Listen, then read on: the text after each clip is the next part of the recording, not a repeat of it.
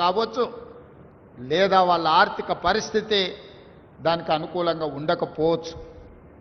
ఈనాడు పేదలకు పంచడానికి ప్రభుత్వం దగ్గర భూములు లేవు.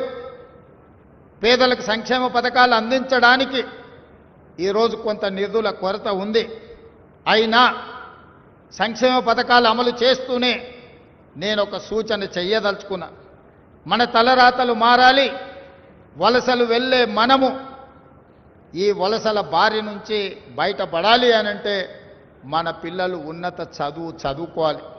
మన తలరాతలను మార్చేది ఒకే ఒక్కటి విద్య. విద్య చదువుకుంటేనే మన తలరాత మారుతుంది. ఈ పాలమూరు జిల్లా నుంచి అత్యధికంగా డాక్టర్లు, ఇంజనీర్లు, లాయర్లే కాదు, ఐఏఎస్లు, ఐపీఎస్లు అయి ఈ రాష్ట్రానికే కాదు దేశానికే సేవలు అందించే విధంగా మన జిల్లా ఎదగాలి. ఎదగాలి అనంటే మనం చదవాలి. చదవాలి అనంటే మీకు వసతులు కల్పించాలి. ఆ వసతులు కల్పించే బాధ్యత పాలమూరు బిడ్డగా నేను తీసుకుంటా. ఎక్కడ ఏమి కావాలన్న విద్యకు నిధులు అందించడంలో మనకు దరిద్రం లేదు.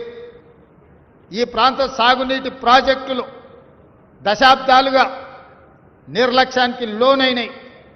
అందుకే ఈ మధ్య కాలంలో పాలమూరు జిల్లాలో ప్రాజెక్టులకు గ్రీన్ ఛానల్ ద్వారా నిధుల విడుదల చేయడం జరిగింది.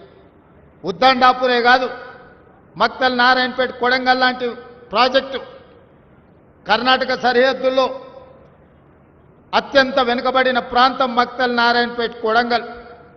నీళ్ళు అంటే ఎట్లుంటాయో కూడా మాకు తెలియదు. అందుకే ఆనాడు 2014లో మేము జీవో 69 ద్వారా ప్రాజెక్టు మంజూరు ఉమ్మడి రాష్ట్రంలో తెచ్చుకుంటే ఈ ప్రాంతానికి పార్లమెంట్ సభ్యుడిగా పనిచేసిన చంద్రశేఖరరావు గారు 10 సంవత్సరాలు ముఖ్యమంత్రిగా మా ప్రాజెక్టును తొక్కిపెట్టిండు, మా ప్రాంతానికి అన్యాయం చేసిండు.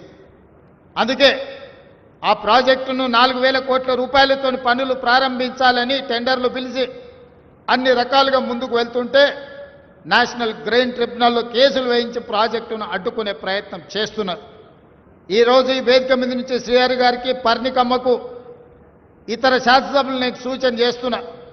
భూసేకరణకు సంబంధించి కొన్ని వివాదాలు, కొన్ని చర్చలు జరుగుతున్నాయి. ఈరోజు ఎక్కడ కూడా మనం 11 లక్షల కంటే ఎక్కువ ఇవ్వలే.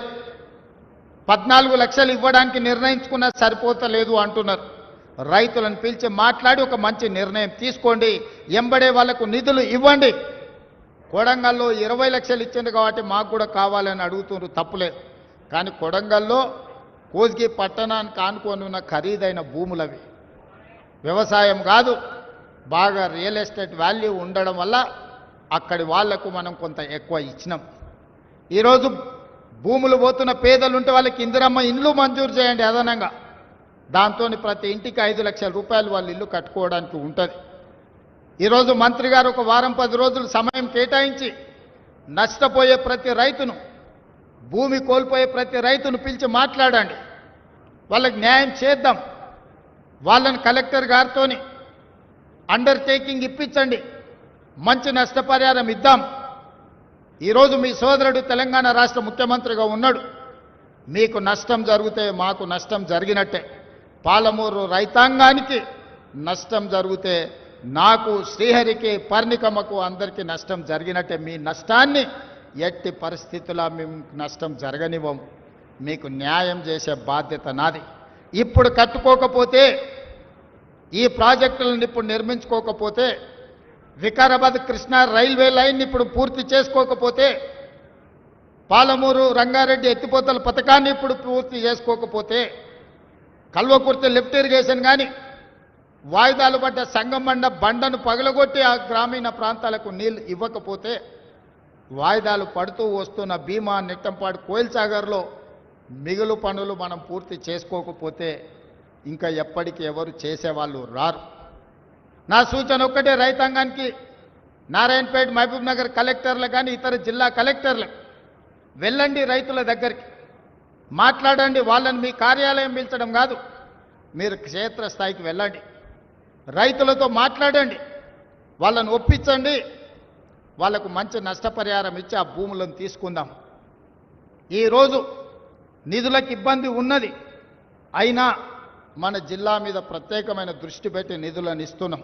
మీడియా మిత్రులకు కూడా నా సూచన, చిన్న చిన్న వార్తలు, కొంతమంది తప్పుడు వార్తలు, లేకపోతే కొన్ని రాజకీయ పార్టీలు అడ్డుకోవాలని చేస్తున్న ప్రయత్నాలను మీరు ప్రజలకు కళ్ళకు కట్టినట్టుగా చూపించండి. అవకాశం పోతే మళ్ళీ రాదు. ఆనాడు బూర్గుల రామకృష్ణారావు గారి తర్వాత 75 సంవత్సరాలు ఎదురు చూడవలసి వచ్చింది. ఈ 75 సంవత్సరాలలో ఈ జిల్లాలో ఒక్క ప్రాజెక్ట్ అన్న పూర్తయిందా మీరు ఆలోచన చేయండి.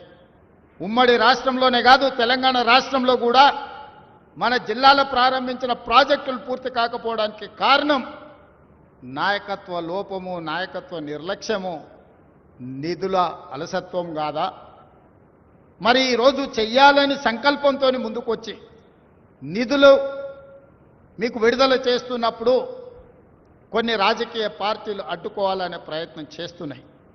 ఈ అడ్డుకోవాలనే ప్రయత్నాన్ని మీడియా మిత్రులు మీరు అడ్డుకోండి. ఇది మన జిల్లాకు మనం చేసుకుంటున్న మేలు, మన జిల్లాను మనం అభివృద్ధి చేసుకుంటున్నాం. మీరు కూడా ఈ ప్రాంత రైతాంగం కుటుంబాలే, మీకు కూడా ఈ జిల్లాను అభివృద్ధి చెయ్యాలి.